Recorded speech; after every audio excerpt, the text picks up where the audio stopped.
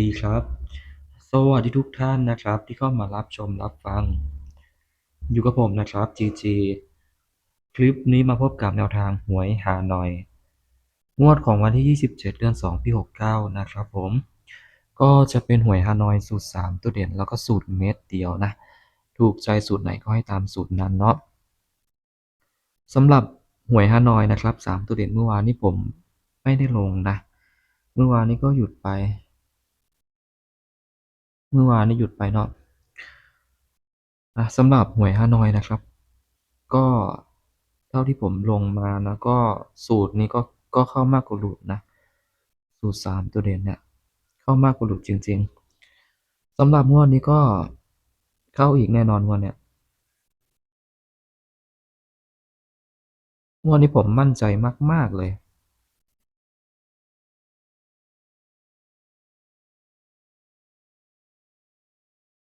ยังไงก็ต้องมีมาแน่นอน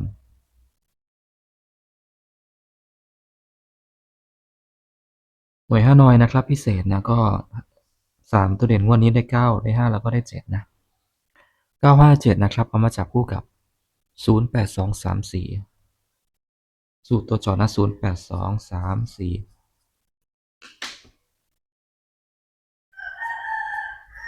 เข้าแน่นอนถ้าไม่ออกเลขเบิ้ลเนี่ยถ้าไม่ออกเลขเบิ้ลนี่ผมเข้าแน่นอนวันเนี้ยเอา9กับ5เป็นตัวเด่นแล้วมาจับคู่กับ7082 7082นะครับนะเป็นตัวเน้น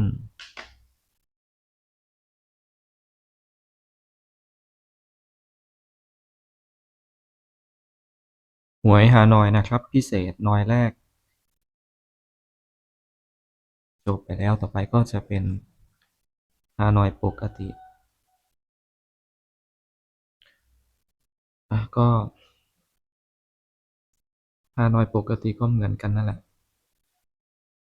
เด่นนะเหมือนกันแต่ว่าสูตรตัวจอนี่คนละสูตรกันนะสูตรตัวจอนี่ไซส์คนละสูตรกันตัวเด่นเหมือนกันเลย957 มีมาแน่นอนทุกคน3ฮานอยวันใน957เนี่ยมากับ01มากับ01 8 6 2 01862นะครับสูตรตัวเจาะ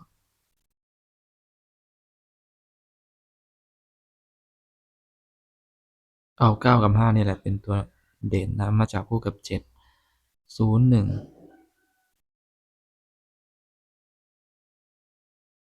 8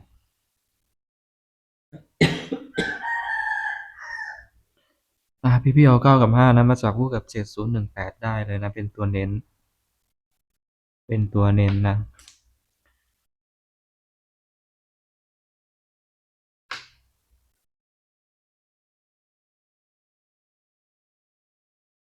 ผมบอกเลยนะว่าหวยฮานอยสูตร3ตัวเด่นเนี่ย เข้าดีกว่า2ตัวเด่นแน่นอนนะสูตร2ตัวเด่นนี่ผมให้อยู่ที่ช่อง GG เนาะ GG พารวยสูตร2ตัวเด่นก็แต่ช่วงนี้สูตร2ตัวเด่นอยู่ช่อง GG ก็เข้าดีเหมือนกันนะเข้าดีเหมือนกันเมื่อวานนี้ก็เข้า3หน่อยเลย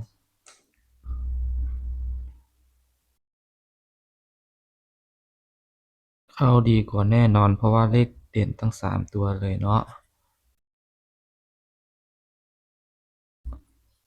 ต่อไปนะครับก็จะเป็น VIP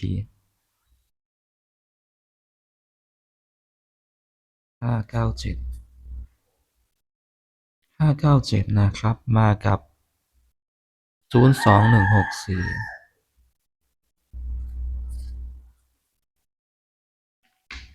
02164เอา5กับ9เป็นตัวเด่น7นี่ก็เป็นตัวรองนะ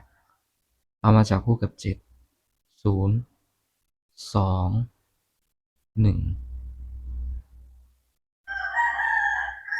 เอามาจับคู่กับ7021ได้เลยนะไม่แน่นะทุกคนนะวันนี้นะอาจจะออกมา95ก็เป็นได้นะผมให้9กับ5นะตัวเด่นเลย9กับ5 3หน่อยวันเนี้ย ไม่แน่อาจจะมา95นะก็อย่าลืมเอา9กับ5มาติดมาจับคู่กันด้วยแล้วกันนะ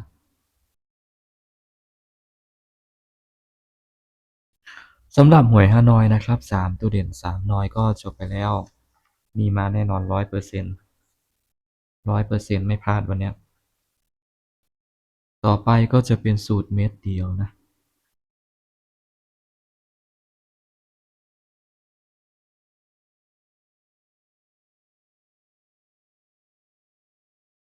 สูตรเม็ดเดียววันนี้ผมเอา9นะใครเอา9ไปจับนะขอให้ถูกนะ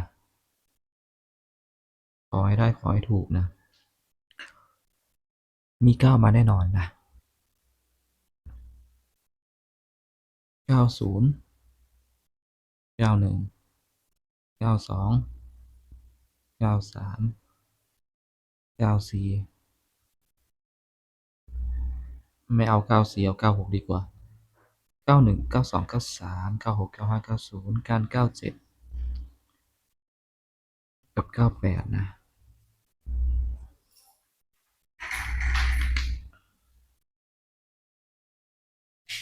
มี9แน่นอน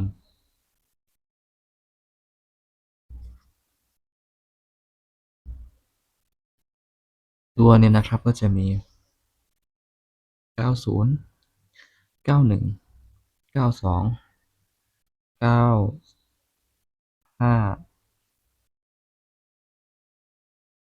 90 91 92แล้วก็95นะครับผมอันนี้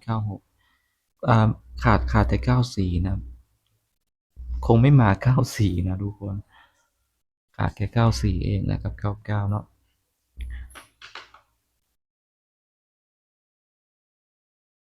พิเศษ